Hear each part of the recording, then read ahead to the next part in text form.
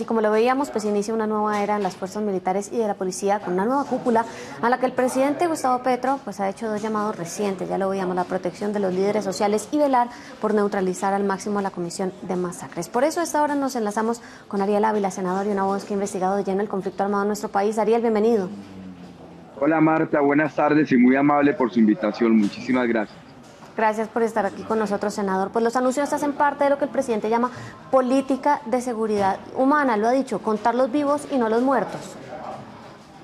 Mire Marta, aquí estamos ante un cambio en la petición de resultados. Digamos, esta vez, mientras que en la época, por ejemplo, de Álvaro Uribe Vélez, los resultados eran por capturas, desmovilizaciones y personas dadas de baja, aquí lo que se es, entre menos muertos, mejor el territorio.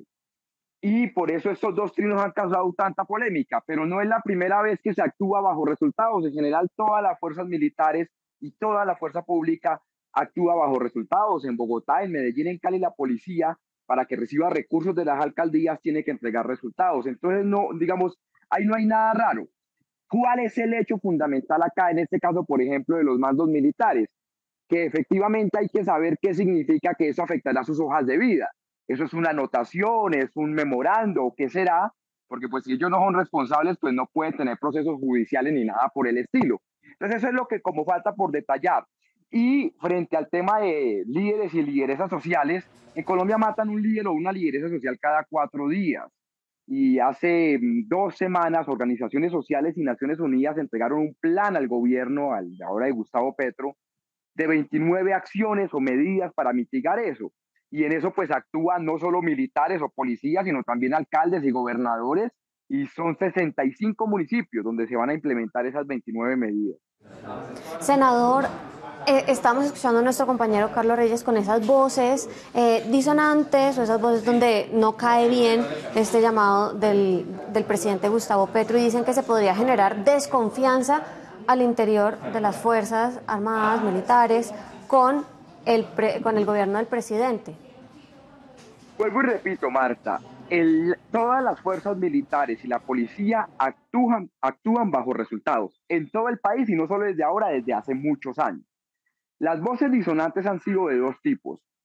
ACORE, que es como la agremiación de pensionados oficiales de las fuerzas militares, pues que tiene características de participar en política, de tener adhesión a un partido político particular, y esas voces son, digamos, eran esperables. Las otras voces disonantes son los expertos en seguridad, que cuestionan lo que yo le acabo de decir, es decir, está bien que usted los mida bajo resultados, pero lo que no puede afectar es su hoja de vida o meterlos en un proceso judicial a no ser que se compruebe omisión o acción. Bueno, en este caso sería omisión. Y entonces eso es lo que hay que preguntarle al presidente, es decir, cuando significa que afecta la hoja de vida, ¿qué significa? ¿Es un memorando o qué? Pero no, pues hasta claramente no puede haber un proceso judicial a no ser una omisión pues voluntaria que se dé. Entonces yo creo que esa falta de claridad sobre afectación de hoja de vida es lo que algunos expertos han criticado, pero las voces de ACORE, digamos, en cualquier política de seguridad que vaya a dar el presidente Gustavo Petro, va a haber críticas de ACORE. Senador, usted ya lo mencionaba al inicio de esta entrevista, en donde dicen entre menos muertos se cuenten, pues es mejor la situación en esta medición de resultados, es mejor contar a las personas que están vivas. Es una política para humanizar a la fuerza pública, pero también cómo va a hacer el gobierno para ponerle freno a esa realidad tan violenta, oleadas de violencia del ELN, las disidencias, el clan del Golfo. Pues mire, básicamente todo esto es un engranaje de lo que se llama la política de paz total. Uno, la negociación de paz con el ELN, que yo creo que hace un par de días se hicieron unos anuncios, vamos a tardar 3, 4 meses en tener otra vez noticias, porque hay unos temas internos en esa negociación que hay que solucionar. El acogimiento a la justicia de organizaciones criminales. Tercero, la alternatividad penal para pequeños productores de coca y las personas que trabajan en minería ilegal. Y lo cuarto, lo que se llama la nueva fuerza pública con estas medidas de contar vidas y no muertos. Pero en esto es muy claro y es que nosotros estamos en una tormenta perfecta. Y es lo que le hemos dicho al señor presidente. Hace 8 años un gramo de pasta base de coca valía 1.200 pesos, hoy cuesta 3.000 pesos. Entonces estamos peleando contra una realidad de una economía ilegal en un boom y contra un deterioro de la seguridad que ocurrió en los últimos 3, 4 años muy dramático. Y en esto no hay salidas milagrosas. Yo lo que aspiro es que tanto el gobierno, los militares y toda la sociedad entienda que cuando usted tiene problemas de seguridad tan profundos, no hay soluciones milagrosas. Esto no va a cambiar la otra semana. Esto va a tardar por lo menos un año, año y medio en comenzarse a dar resultados. Pero vuelvo y repito, yo creo que estamos por un buen camino. La política de paz total es buen camino, pero para que funcione uno de los pilares como este de Sí. la nueva fuerza militar, tiene que funcionar los otros. Y entonces usted nos dice, no hay fórmulas milagrosas, esto no se va a producir de la noche a la mañana. En su lectura y en su visión, ¿cómo debería ser esa aproximación, sobre todo en zonas tan complicadas en donde el AMPA es la que lleva la delantera y son pocos los militares, por ejemplo? Mire, yo, y en eso quiero ser absolutamente claro, porque hay, digamos, el concepto de paz total no es excluyente de la utilización de la fuerza.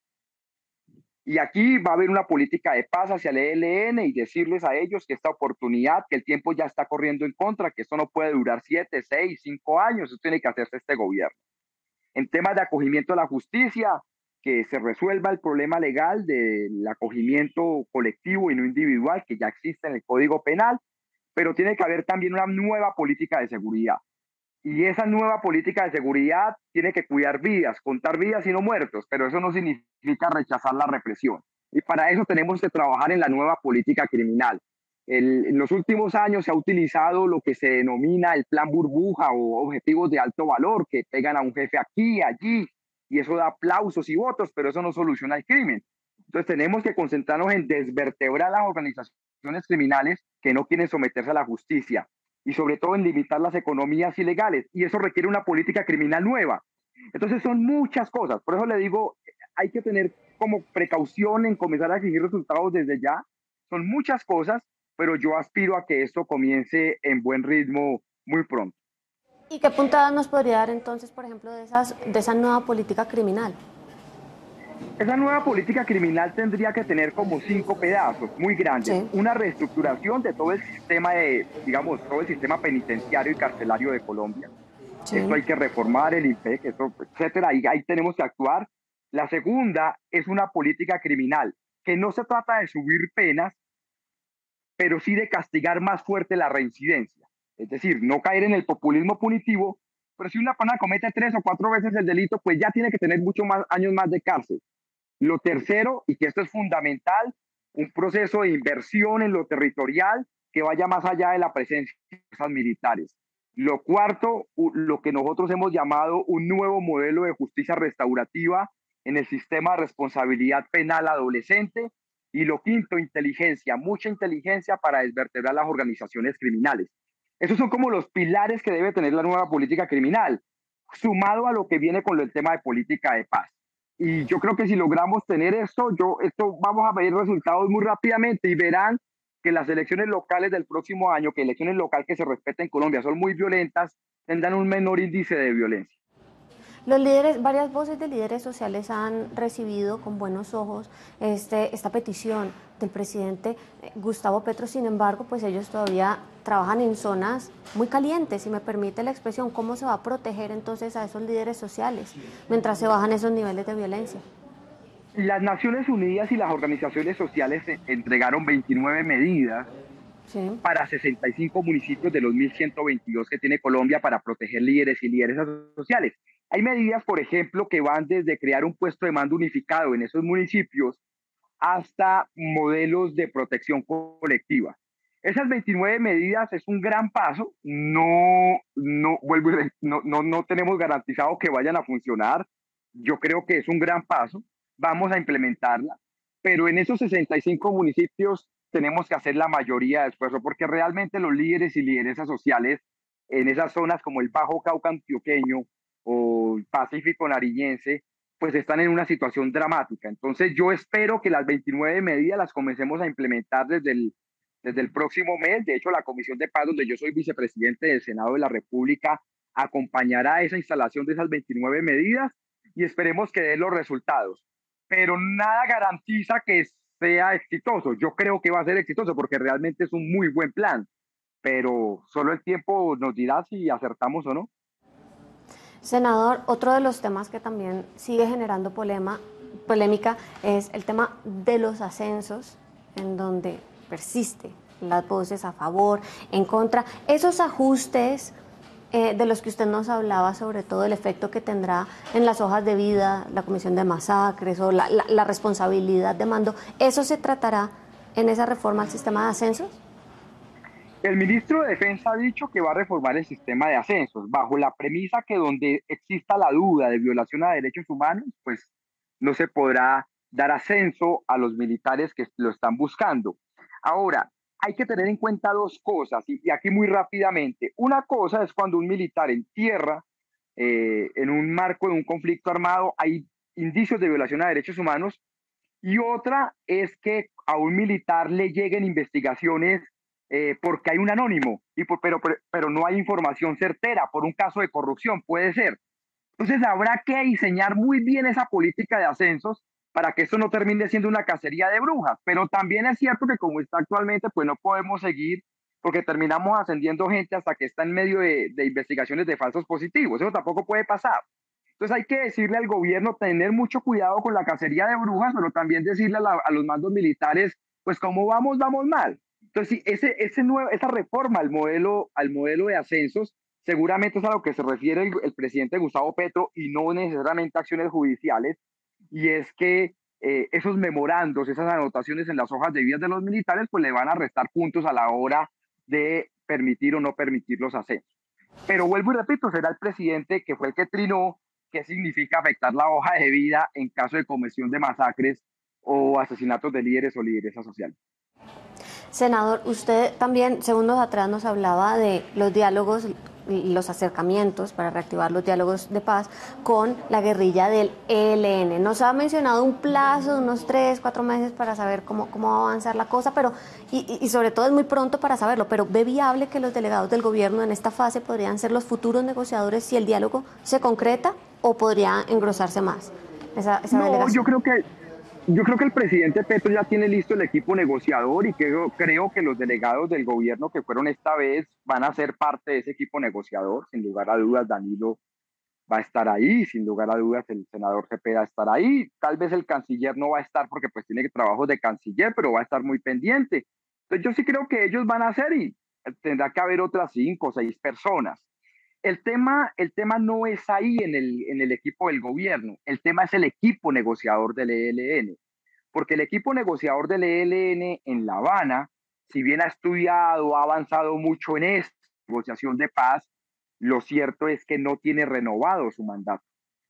Entonces el ELN tiene que ir a consulta para renovar el mandato. Por eso yo estoy diciendo, del anuncio de Álvaro Leiva hace un par de días, en los siguientes 3 meses puede ser que no escuchemos mucho, algunas cositas. Pero ¿por qué no vamos a escuchar mucho? Porque el ELN tiene que renovar el mandato de su gente, si son los mismos, si son diferentes, etcétera. Eso no está claro. Y hasta que no esté el mandato renovado del equipo negociador del ELN, pues eso no va a arrancar en forma. Y es dar 2 o 3 meses. ¿Qué es lo que sirve con la visita de Álvaro Leiva? El tema de la bilateralidad en las decisiones. El gobierno Petro creo que hizo unos anuncios importantes, pero no tuvo en cuenta la opinión del ELN, eso termina afectando la confianza. Entonces, este modelo de negociación con el ELN desde la época Santos se basa en bilateralidad. Pues ya veremos qué pasa, cómo avanzan estos diálogos y sobre todo la evolución de las voces a favor y en contra a propósito de estos últimos llamados de Gustavo Petro, el presidente de Colombia, a las fuerzas militares y de la policía. Senador Ávila, gracias por estar con nosotros aquí en Noticias Caracol Ahora. A ustedes, un abrazo y mil gracias.